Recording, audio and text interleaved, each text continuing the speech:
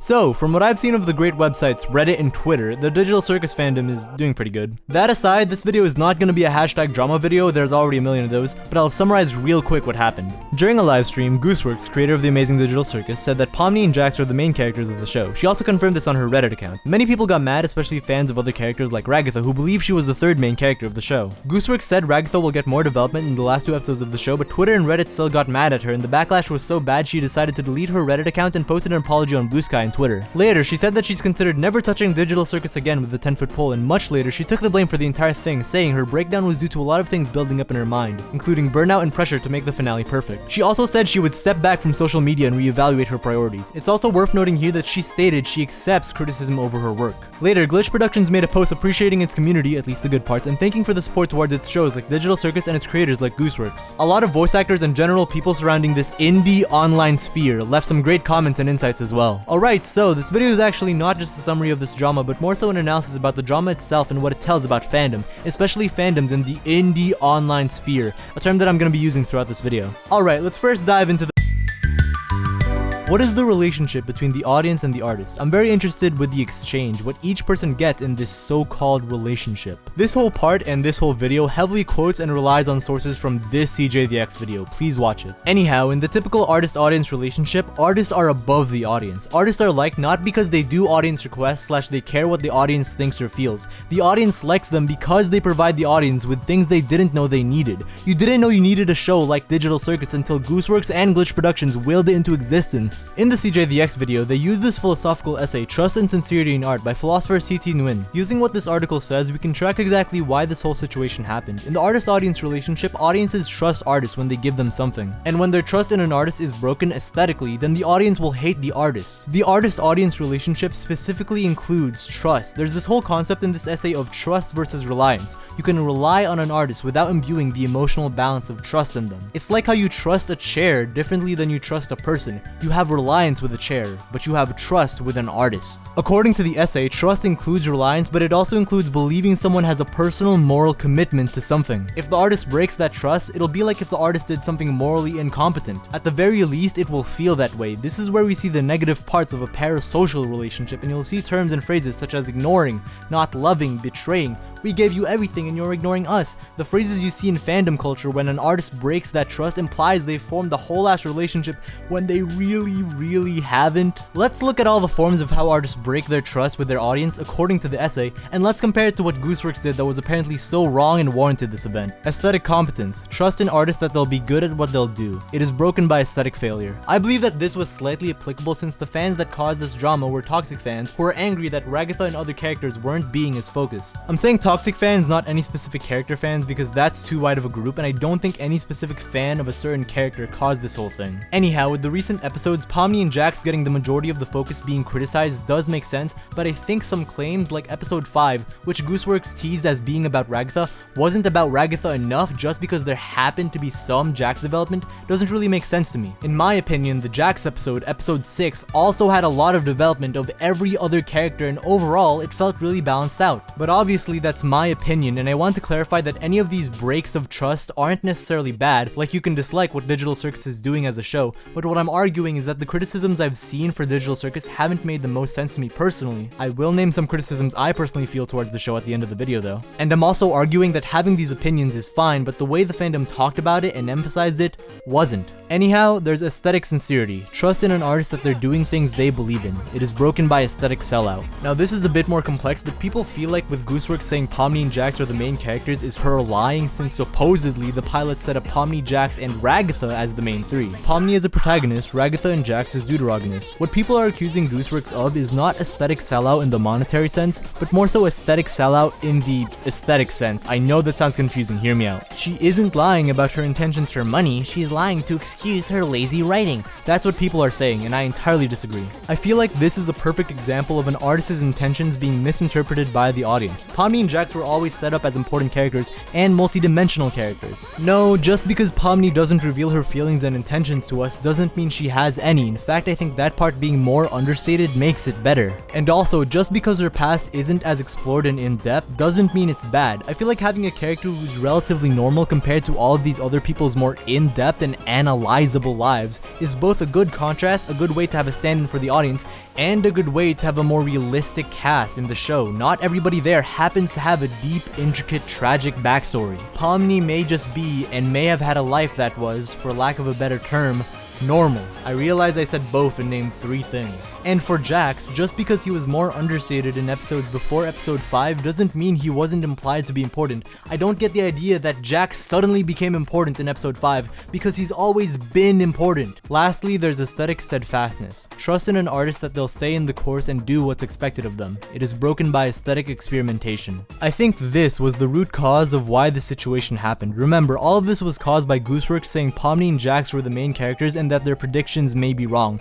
Literally, this clip is what caused all of this. So people are mad because they think the series is ruined for what's about to happen when it hasn't even happened yet. In my opinion, that feels completely unfair and ridiculous. I think 1, the show hasn't really veered off into what people are saying it's become. Pomni and Jax haven't taken over the show, although the last 2 episodes have been very Pomni and especially very Jax focused. But still, there has been a lot of Ragatha and other character discussion. 2, what does it matter that Gooseworx considers these 2 the main characters? Sure, these 2 have had a lot of development, but every other character in this show has had development screen time as well. And 3, regarding Ragatha's character is all about forcing her way into events and conversations because she's worried that people won't ask her specifically. It's a ridiculously in-depth, introspective, and nuanced part of her character that isn't really overstated, which I love and is super relatable. I feel like the viewers felt like she was the 3rd main character because of this, even though the creator and the show just didn't consider that. Also, I don't get the sentiment that Pomni's an incredible, compassionate person who should have seen that her trying to help Jax through it all meant that others like Ragatha, Gangle, and Zooble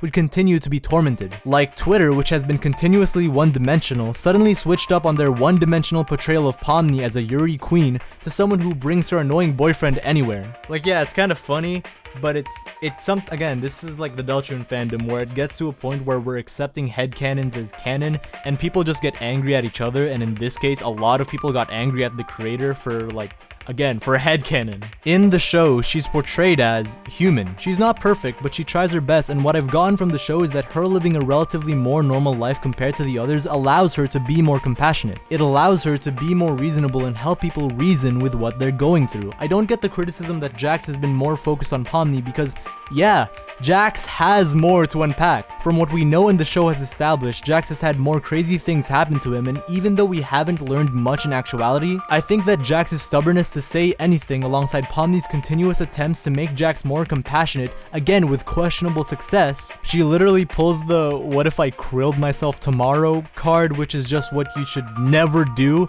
and her making such a glaring mistake like this makes her seem so much more human in my opinion. She isn't a therapist, she's just trying her best. I have much more I want to say. There's this whole Reddit post that I really want to deconstruct, but that will be saved for my Patreon. I've really had a hard time financially, especially with my housing situation, so any amount would help to support me. Subscribing to any tier, the lowest being $3, unlocks exclusive Patreon posts such as the deconstruction of this Reddit post. And for $10 or more, I'll talk about exclusive cut content from this video, because this video was a lot. Anyway, yeah, all of these are obviously my opinion, anyone can have theirs, but I think we can all agree that the way the fandom can word or execute their opinion could infinitely be better. But I've also noticed a trend. Why does this always seem to happen more so with indie shows? Why doesn't this sort of thing happen like, I don't know, with a sitcom on cable TV or even an animated show on Cartoon Network? Why does this thing keep happening? With Gooseworx and the Amazing Digital Circus team as a whole, the way they've primarily interacted with fans feels very, very casual, and I think this is embedded in the company's whole ethos. Going to this interview released 2 weeks after the pilot of Digital Circus aired, Chief Operating Officer of the company formerly known as Glitch Production COO Jasmine Yang stated that they weren't planning to shop the Amazing Digital Circus to any streaming platform since YouTube has had more to offer to an indie producer / distributor like Glitch. The exact quote being, "We are a YouTube first company. We believe very strongly in the future and potential of YouTube for long-form animation." A lot of this stems from what we've seen in the trends from streaming services, particularly towards animation. I don't need to go into details about the recent wave of cancellations or the general disrespect towards animation from the mainstream, but we believe that YouTube is the best way forward. Now this is so interesting to me. For as much hate and criticism as YouTube gets as a platform, most of which is justified, what we're seeing here is YouTube being propped up for what it was originally intended. broadcast yourself. Or in Glitch Productions' version, broadcast your own vision of the indie show without any stupid limitations. Yang continues in this article that she's met with streaming services but Glitch wouldn't budge because they didn't have what they prioritized the most. Full creative control. Control of the brand is essential to us. Having control of merchandise, marketing, and licensing under us, who work directly with the showrunner, lets us translate the artist's visions more accurately. Say what you will about YouTube as a platform, it definitely has its limitations, but did you watch the Alex Hirsch Standards and Practices Gravity Falls video? Please revise poop face as it comes across as a replacement for shit face. Prior use of Mabel saying poop, poop, and butts in the episode Fight Fighters came across as more childlike and not as offensive. I've never met a human on Earth of any age who would be offended by a cartoon saying the word poop face. Not changing it. Please revise Wendy's response, "Aw, crud dang," as crud has an inappropriate slang definition. How is this my life? Like, it's clear that Alex Hirsch had to fight for creative control against Disney to let his show be made in his vision. Signing on to have a streaming service take control of your animation company leads to your vision being subdued. It's all a giant machine, and everyone should be wary of any media being controlled, released, and co-signed by the machine. If you know, you know. Let's call this thing we've been discussing the corporate machine. Now, I say all that because when creating a show, a movie, any sort of media, it becomes less the vision of the creator because you're marred down by the rules of corporate. I believe that what Glitch Productions is doing should be what everyone is doing, prioritizing creative control to the creators fully without any restrictions. That it seems ridiculous in this modern age when really it shouldn't be considered ridiculous at all. YouTube, as a place to watch entertainment, just happens to be the platform where you have the fewest stupid rules placed on your show, and it's interesting to see Glitch Productions and the Amazing Digital Circus take advantage of that. I feel like when watching something made by a large conglomerate versus an indie company, it will always have a different vibe. It always seems to have more aura. They want you to think it's like fine dining media versus your shitty local gas station, but really what it feels like is fast food media versus a nice home-cooked meal. That, to me, is the best comparison of why indie media just feels so much more natural, so much more flowy. I think what I kept saying in the beginning, the indie online sphere is the area where creative works have the most freedom. Creators can genuinely make anything in the indie online sphere, and this all started years ago with creations from Newgrounds that were just people making things they wanted, and it has bloomed into these works by production studios like Glitch, who learned from the past, and instead of going full streaming service corporatism, they understood that the creative vision and creative control of the creators are the most important thing imaginable. And the company has created, produced, and profited off of all these works, and it's so cool to see. It's amazing that Glitch Productions and other studios in the indie online sphere managed to escape the corporate machine and still be successful. However, when one door closes, another one opens. Something you'll see with basically every fandom in the indie online sphere that's popular is that while they shut down the door by the corporate machine, they are making another door less open. Album by Carcitedra. They are letting in something else. Another machine. They are letting in the fandom machine. Now, I don't think this applies to everything, but in everything I've seen in the indie online sphere that's very popular, it has applied. When a work is more indie, people will not just focus on the work itself, but will also fixate on the creators, the cast, the team members, the people making it. Think about it. When a work is from the corporate machine, people won't really be watching while thinking of who's making it. The most that general people would know are the actors, maybe the directors. Again, I'm thinking of the more general normie population here, so if you, an Elliot Online viewer, are watching this thinking, I always think about the cinematographer or writer or whatever, you're probably not like that, and I'm not saying you are. Remember, normies are the people who loved Stranger Things Season 5. All of it. But yeah, media made by the corporate machine usually has viewers that aren't too concerned with any specifics with production, but media made in the general indie sphere, and especially in the indie online sphere, will have so much more scrutiny by fans. It's like you're leaving one machine of creation, the machine of corporatism, controlling and repressing your work and overall just ignoring your vision, and entering another machine, the fandom machine. What is the fandom machine? Well, it's just the fact that fandoms exist. Now, of course, there are good fans who just generally like your show, and really great fans who will love your show and analyze/theorize about the themes while understanding the nuance. But then there will be people who hate your work but will talk about it all the time, non-stop, 24/7, and DM you and try to talk to you as a creator because of it. Those are still fans of the show, and even though they dislike it so much, they still really actually love it, because sometimes the opposite of love is not feeling anything at all. Since you're in the fandom machine, you will see these kinds of people. In addition to that, there will be people who will love your work so much and think they personally know and understand you just because they relate to the theme so much. That parasocial relationship developing just because they love your show is bad enough by itself, as I explained previously, but there's also a subgenre of these types of fans where it's the same thing but they misinterpret the show and make theories, analysis, and headcanons of it that they think is just real, and when the show does something else and goes in a different direction, they won't see it as a foreshadowed change or even an unexpected change. they'll see it as the show going wrong. Now let me clarify, can this kind of fandom situation happen with more popular media from the corporate machine? Yes, it easily can. I'm just saying it is infinitely more common for indie works online to have this happen. Also, I know these aren't the only 5 types of fans, but I think with this specific Digital Circus situation, it lines up pretty well. Now, in my humble opinion, us as fandoms need to not do this, and what's unfortunate is you don't just see this in the Digital Circus fandom. You see this everywhere. I'm gonna talk about the show that has inspired Digital Circus, especially the character of Caine, who is half inspired by Am from I Have No Mouth But I Must Scream, and 4 from the Battle for Dream Island series. Battle for Dream Island is kind of an internet enigma, an indie animated show that was written and animated by 2 12-year-olds that ended up being continually improved despite confusing release schedules, and right now, 3 seasons are running simultaneously. Now, if you've never watched the show, you should. I think it ends up being really great, especially after learning the release order and deciding how to watch it, but another amazing thing it did was spawn a whole genre in the indie online sphere. It basically spawned the object show, and hundreds of indie animated shows have been created due to this original idea. I've never seen a creation that isn't inherently about creating itself be so encouraging to create. Like, think about it, so many object show fans created their object shows because of the first object show. Basically, I love how influentially inspiring Battle for Dream Island was and still is. Anyhow, now that I've explained that, I want to talk about this video one of its creators, Carrie Huang, created.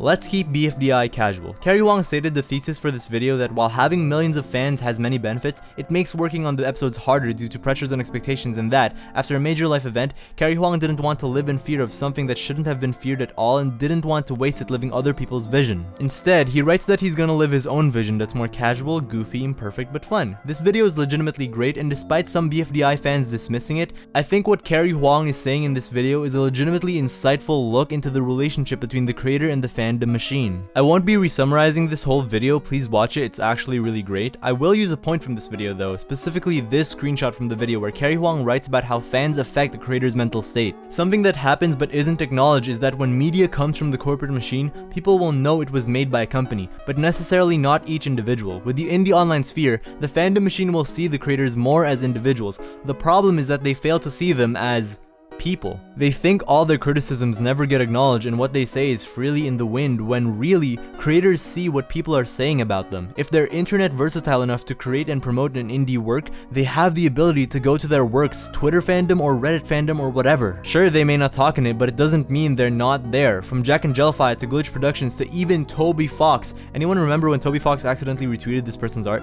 They all see what you're saying about them and it affects them because compared to the corporate machine, the creators in the indie online sphere make their works much more personal, much more human. They're just like you and me. One more point I want to use from this video is from this part. Mentioning all this goof stuff because I don't want people getting the wrong impression that Michael and I are some mythological superhuman figures that come down from above and bless the world with BFDI.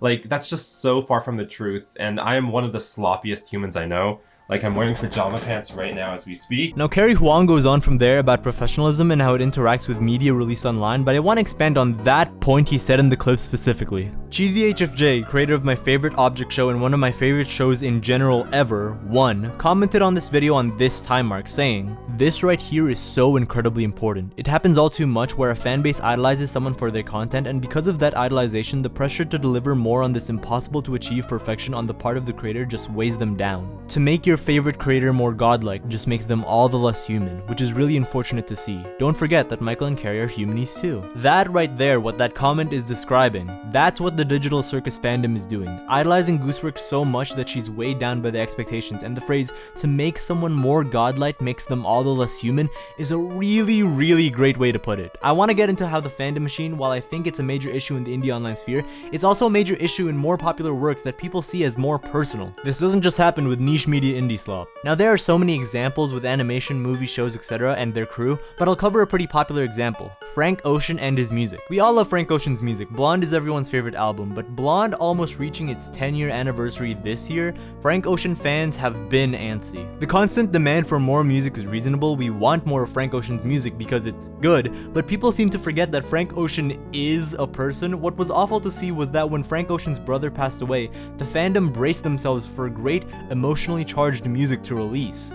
which is insane. It's insane and really sad to see because it's a perfect example of how flawed these parasocial relationships are with these artists. The audience will believe they know an artist so much, but really, in the end, they ultimately just want the art. This goes back to what I said about the artist-audience relationship previously. For most people, even when it seems like an emotional relationship, it's usually strictly transactional. As we've seen with some, not all obviously, but the toxic fans of artists who don't release a lot, they eventually get mad and toxic, and paradoxically, their love for the artist's art has grown so much that they've started disregarding the artist who made it. Eventually, for media, you realize that most fans really only ever cared about the art. They never cared about the artists themselves.